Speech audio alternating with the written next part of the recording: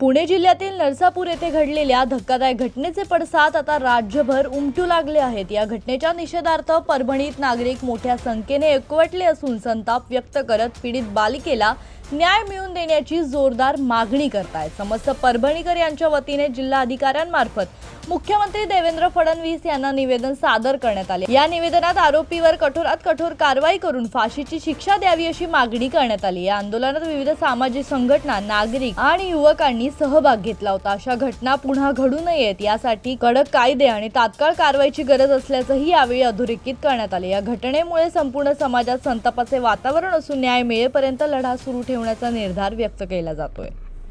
झालेल्या घटनेचा सर्वप्रथम परभणी जिल्ह्यातील सर्व सामाजिक संघटनेच्या वतीने जाहीर धिक्कार। नसरापूरमध्ये एका 4 वर्षाच्या चिमुकलीवर एका नरधामानं ज्याच्या विरोधात यापूर्वीही पोलिसात गुन्हे दाखल झालेला नरधाम आणि त्या नरधामाने केवळ अत्याचार नव्हे केला तर त्या मुलीचा जीव घातलेला आहे। अशा नरधामास फाशी द्यावी। सरकार महिलांच्या बाबतीत सुरक्षिततेच्या बाबतीत कमी पडत आहे। सरकारनं किमान महिलांना सुरक्षा द्यावी। या ठिकाणी आम्ही संपूर्ण परभणी जिल्ह्याच्या वतीनं सर्व सामाजिक संघटनेच्या वतीनं हा नरधाम कुठल्या नरधामाला जात नसते, पात नसते, धर्म नसते, तो नरधाम हा त्या प्रवृत्तीचा असतो। या नरधामास जाहीर फाशी सरकारने द्यावी आणि या पद्धतीनं प्रशासनाने सरकारने न्यायालयामध्ये प्रकरण दाखल करावं। अन्यथा संपूर्ण जिल्ह्यातील महिलांसह विविध सामाजिक संघटना रस्त्यावर उतरल्याशिवाय राहणार नाही। हा प्रातिनिधिक स्वरूपात आज आम्ही निषेध आणि धिक्कार करत आहोत। आज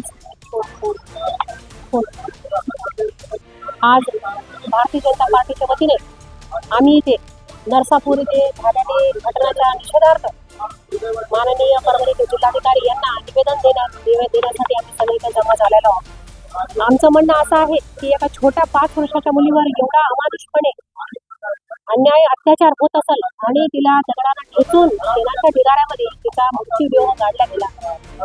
ही इतकी भयंकर घटना आपल्या या महाराष्ट्रात घडायली, जिथे सावित्रीबाई फुलेंनी शिक्षण दिलं मुलींना, शाळा चालवल्या। अशा ह्या महाराष्ट्रामध्ये असे हे कृत्य होणं अपेक्षित नाहीये। आज देवाभाऊच्या माध्यमातून आणि माननीय उपमुख्यमंत्री शिंदे साहेब सर्वांना लाडकी बहीण म्हणून आपल्याला संबोधतात। तर माझं म्हणणं एवढं आहे की पुढच्या महिन्याचा हप्ता देईपर्यंत तत्काल ह्या घटनेचा निषेधार्थ म्हणून त्यांनी ह्या निकालाचा आपल्याला सर्वांना निकाल देण्यात यावा।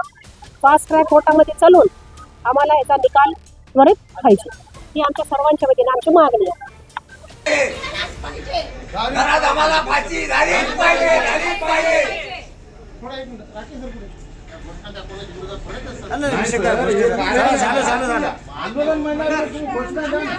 राहुल धबाळे, जनशक्ती, परभणी।